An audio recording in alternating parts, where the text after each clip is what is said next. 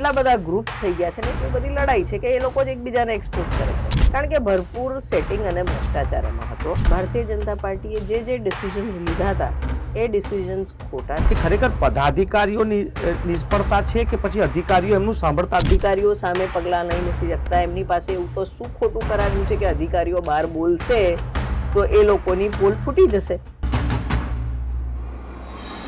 નમસ્કાર, આપ જોઈ રહ્યા છો યુટીસી ન્યૂઝ.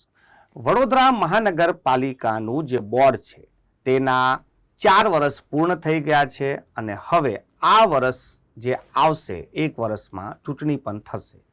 વડોદરા મહાનગરપાલિકાની વાત કરીએ તો પાછલા 29 વર્ષથી ભારતીય જનતા પાર્ટીનું શાસન રહ્યું છે.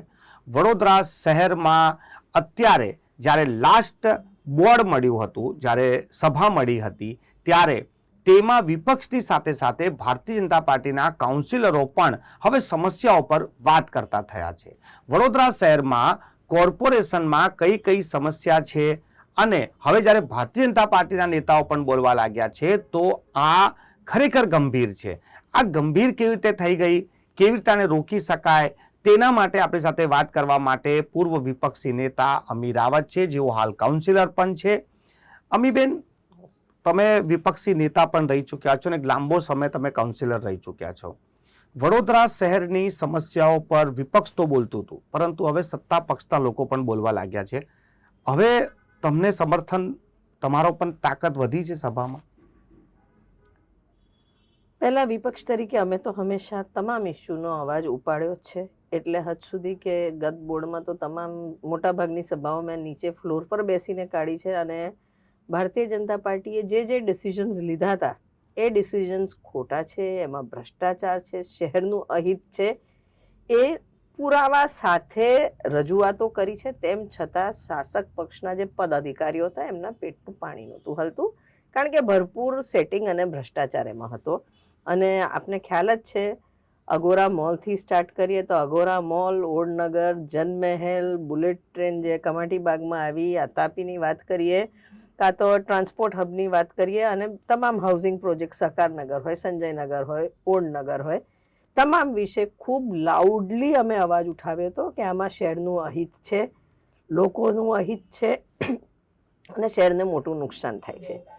અમે જે આક્ષેપો કર્યા હતા, ફોર્ચ્યુનેટલી આ વર્ષે આમ વડોદરા શહેરનું તો દુર્ભાગ્ય કહેવાય, પણ અમે જે આક્ષેપો કર્યા હતા એ સપોઝ જાન્યુઆરી મહિનામાં હરણી બોટકાંડ થયો ત્યારે પીપીપી મોડલથી શહેરમાં કેટલો ભ્રષ્ટાચાર થયો, કઈ રીતના કોન્ટ્રાક્ટર્સને કામ અપાયું ને એના લીધે 12 માસૂમ બાળકો અને 2 શિક્ષિકાઓએ જીવ ગુમાવ્યો. ત્યારે લોકોને ખ્યાલ આવ્યો કે આ પ્રોજેક્ટમાં નવી જ કંપની ઊભી કરી અને કોઈ જેની લાયકાત નહોતી એવા વ્યક્તિને કોન્ટ્રાક્ટ આપીને આખો ભ્રષ્ટાચારનો ખેલ કર્યો અને કોર્પોરેશનમાં 200 થી 250 કરોડનું નુકસાન થયું, જે હવે કોર્ટના ચુકાદા પછી લોકોને રિયલાઇઝ થાય છે. એ જ રીતના આ વર્ષે પૂર આવ્યું ને 70% વડોદરા શહેર ડુબાણમાં ગયું. ડુબાણમાં ગયા પછી ભારતીય જનતા પાર્ટીની ઇનફાઇટિંગ અત્યારે પરાકાષ્ઠાએ છે. જ્યારે પાવર ખૂબ હોય ત્યારે એ પાવર માટે લડાઈ બી ખૂબ હોય, ને અત્યારે ભારતીય જનતા પાર્ટીમાં એટલા બધા ગ્રુપ્સ થઈ ગયા છે ને એટલી બધી લડાઈ છે કે એ લોકો જ એકબીજાને એક્સપોઝ કરે છે. છાપાઓમાં આપ જોશો તો વિશ્વામિત્રીના કિનારે તમામ જમીનોના 7/12ના ઉતારા છાપામાં છપાયા અને બધી જ જમીનો મોટા ભાગની ભારતીય જનતા પાર્ટી સાથે સંકળાયેલા લોકોની, એમના નેતાઓની ને એમના જોડે પાર્ટનર્સ હોય એવા બિલ્ડરોની છે. ને આ તમામ જમીનમાં ઝોનફેર થયા. ઝોનફેર હું એટલે સ્ટ્રેસ કરવા માંગીશ દર્શકો માટે કે રિસ્ટ્રિક્ટેડ એરિયા જેમાં 5% બાંધકામ થઈ શકે એનો ઝોનફેર કરીને રેસિડેન્શિયલ કરવામાં આવે, રેસિડેન્શિયલ કરીને પછી આખી કોતરોને કોતરો પૂરી કાઢી.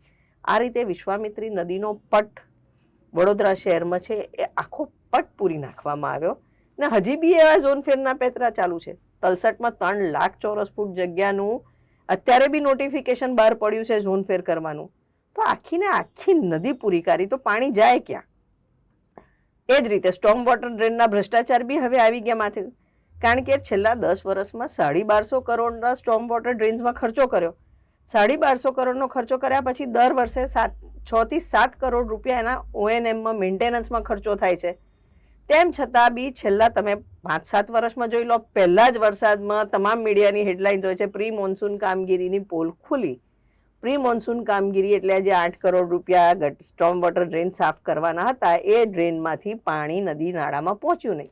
નદી ખાલી હોય, તલાવો ખાલી હોય, કાંસો ખાલી હોય અને આખું શહેર જળબંબાકાર હોય.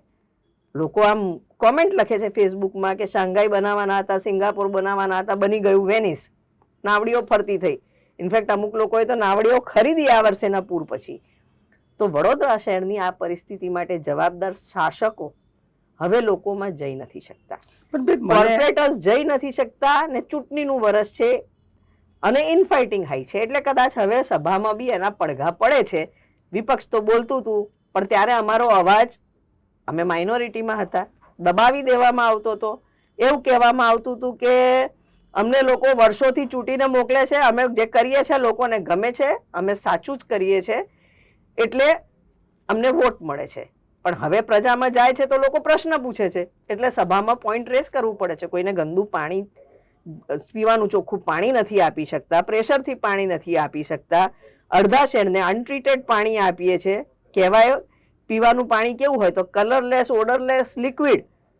અમે તો એવું જ ભણ્યા છે એન્જિનિયરિંગમાં, પણ એકચ્યુઅલી પીળા કલરનું પાણી આપવામાં આવે છે. ટ્રીટમેન્ટ કરવાની ફેસિલિટી નથી. પણ બેન, હું એ જ કહું છું કે તમે આટલા સમયથી જે અવાજ ઉઠાવો છો, એક વિપક્ષ તરીકે અવાજ ઉઠાવો છો, સત્તા પક્ષ એની સફાઈ આપે, પરંતુ જ્યારથી સત્તા પક્ષના કોર્પોરેટર એવું બોલતા થયા કે અધિકારીઓ અમારું સાંભળતા નથી, ત્યારે તમને હવે શું લાગે છે કે ખરેખર પદાધિકારીઓની નિષ્ફળતા છે કે પછી અધિકારીઓ એમનું સાંભળતા જ નથી? કોઈ અધિકારી સત્તા પક્ષનું સાંભળે નહીં અને સત્તા પક્ષનો ડર ના હોય તો ક્યાંક એમને પોતે બી વિચારવાનું જરૂર છે. આનાથી વધારે તો શું પાવર હોય એમની પાસે? કોર્પોરેશનમાં એમની સત્તા, સ્ટેટ ગવર્મેન્ટમાં એમની સત્તા, કેન્દ્ર સરકારમાં એમની સત્તા, તેમ છતાં અધિકારીઓ ના સાંભળે તો અધિકારીઓની પાસે તમે એવા તો કેવા દબાયેલા છો કે તમે એક્શન નથી લઈ શકતા. કાલની જ સભાની વાત કરીએ, તમામ જણ સ્મશાનોના દેખરેખ બાબતે અને ઉદ્ધત વર્તન બાબતે ચીફ મેડિકલ ઓફિસરની વાત કરતા હતા, પણ જ્યારે એક્શન લેવાની આવી તો શાસક પક્ષે ત્યારે કેમ નિર્ણય નહીં લીધો? વિપક્ષે તો કહ્યું તું એક્શન લઈ લો, પણ શાસક પક્ષ ત્યારે બેસી જાય છે. શાસક પક્ષ મજબૂરીમાં, કઈ મજબૂરીમાં અધિકારીઓ સામે પગલાં લઈ નથી શકતા? એમની પાસે એવું તો શું ખોટું કરાવ્યું છે કે અધિકારીઓ બહાર બોલશે તો એ લોકોની પોલ ફૂટી જશે? કારણ કે અધિકારીઓને દબાવીને એમની પાસે ખોટા ડિસિઝન્સ લેવડાવે છે. કેટલી બધી જગ્યાએ, સપોઝ હમણાં જ આપ વાત કરશો તો ધારાસભ્ય કહે છે આટલા મીટરનો ફૂટપાથ હોવો જોઈએ, કોર્પોરેટર કહે છે અલગ ફૂટપાથ, સ્ટેન્ડિંગ ચેરમેન કહે છે અલગ સાઇઝનો ફૂટપાથ હોવો જોઈએ. વડોદરા શહેરમાં એક યુનિફોર્મિટી કે ટેકનિકલ પ્લાનિંગ નામની વસ્તુ નથી. હું નથી સમજતી કે જે MSUમાંથી ભણેલા હોય, આપણા જે એન્જિનિયર્સ હોય, એ લોકોને એટલી સૂઝબૂઝ ના હોય કે શહેરમાં એક યુનિફોર્મિટી જળવાવી જોઈએ. દર 6 મહિને પેવમેન્ટ તોડીને અલગ અલગ પેવમેન્ટ કરવાના, ગૌરવ પથ અમુક જ એરિયામાં, અમુક જ રોડ પર, કારણ કે જવાબ તો અલ્ટિમેટલી એમને આપવાના હોય છે કે કેમ આ જ રોડ સિલેક્ટ થયા, પણ એમના પર દબાણ કયું થતું હોય છે કે આ રોડ લેવાનું. અમે તો એવું સાંભળ્યું છે કે ભાગ પાડી લેતા હોય કે આમના વિસ્તારમાં કામ કરવાનું, પછી એરિયા નક્કી, પછી રોડ નક્કી કરવાના હોય. એટલે જે પ્લાનિંગ થાય છે, પ્લાનિંગ અધિકારીઓને દબાણવશ કરવામાં આવતા હોય, અધિકારીઓની પાસે ખોટા કામો કરાવતા, એટલે અધિકારીઓની સામે પછી કડક પગલાં નથી લઈ શકતા. તો વિપક્ષનું કામ હવે હળવું થઈ ગયું છે, જેમ જેમ માહોલ જામ્યો છે કે ધારાસભ્યોથી લઈને કોર્પોરેટરો પણ હવે સત્તા પક્ષમાં બોલતા, વિપક્ષનું કામ હળવું થયું કે મજબૂત થયા છે વિપક્ષ? વિપક્ષ તો એનું કામ ખૂબ મજબૂતાઈથી કરતા હતા. ભલે અમે 7 કાઉન્સિલર્સ છે, પણ અમે 7 ઇન્ડિવિજ્યુઅલી જોઈએ તો એક કાઉન્સિલર 10ના બરાબર છે અને અમે હંમેશાથી એમને હંફાવતા આવ્યા છે. લોકો આક્ષેપ કરતા હોય છે કે કોંગ્રેસ વેર વિખેર છે, તૂટલી છે, પણ કોઈ બી સભામાં તમે જોયું હશે તો 7 કાઉન્સિલરે એક સૂરમાં ભારતીય જનતા પાર્ટીના તમામ જે ખોટા કામ છે એનો વિરોધ કર્યો છે અને સંગઠિત રહ્યા છે. એવું એક ઉદાહરણ નથી કે અમે 7 અલગ બેઠા, પણ સત્તા પક્ષમાં આપ જોશો તો બધા હવે સામે આક્ષેપો થાય છે. એ લોકો શહેરનું એક કામ મંજૂર નથી કરાવી શકતા. સ્ટેન્ડિંગમાં દરરોજ દરેક સ્ટેન્ડિંગ કમિટી મિટિંગમાં આપ જોશો તો ઝઘડા થાય છે, પેપરમાં આવે છે. એમનું સંગઠન કંઈક કહેતું હોય, સ્ટેન્ડિંગ કમિટીના સભ્યો કંઈક કહેતા હોય ને અલ્ટિમેટલી શહેર સફર કરી રહ્યું છે.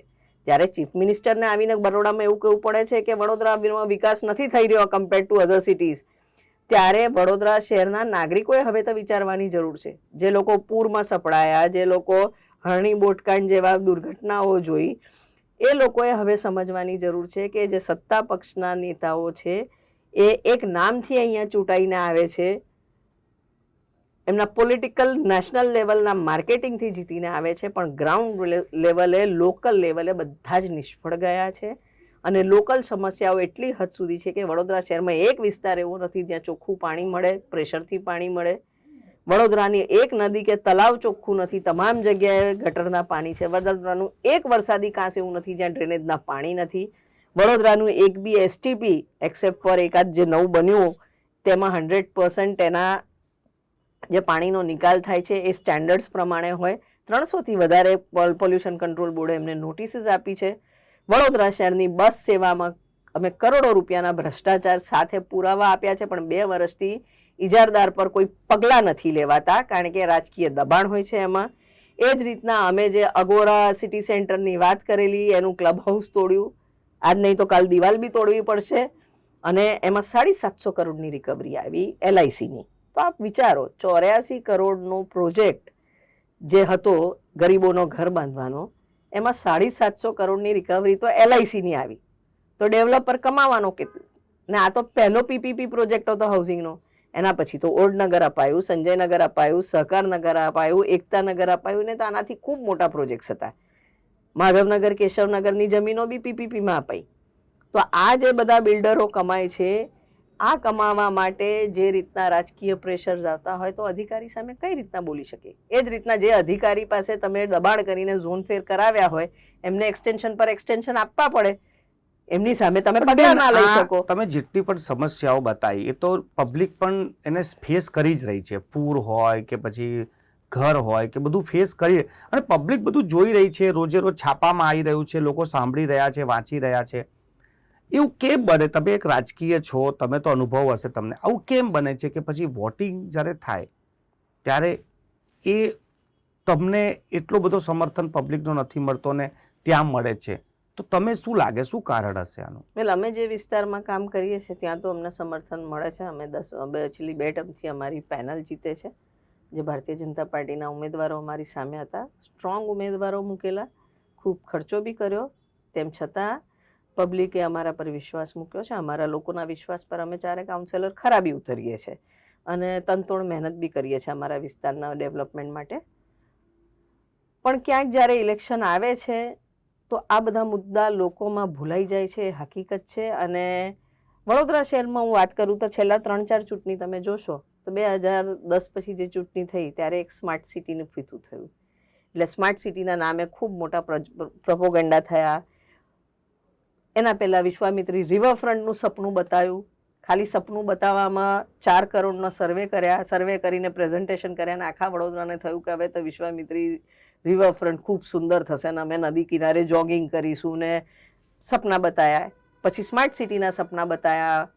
આમ તમે ઘરેથી નીકળશો ને સાયકલ ટ્રેક હશે, તમે કશે વાયરો નહીં દેખાય, અંડરગ્રાઉન્ડ કેબલ નહીં દેખાય, તમને મેડિકલ કાર્ડ તમારી હેલ્થ વિઝિટ માટે તમને અપડેટ આવી જશે કોર્પોરેશનમાં. એટલે આવા બધા સપના બતાવે, એના પ્રેઝન્ટેશન્સ થાય, અને પછી અલ્ટિમેટલી 5 વર્ષમાં કશું જ ના થાય, અને 9 વર્ષ આવે ને નવું કંઈક સપનું બતાવી દેવામાં આવે. હવે પછી પાછું 1200 કરોડ રૂપિયા વિશ્વામિત્રીના નામે એલોકેશન થયું.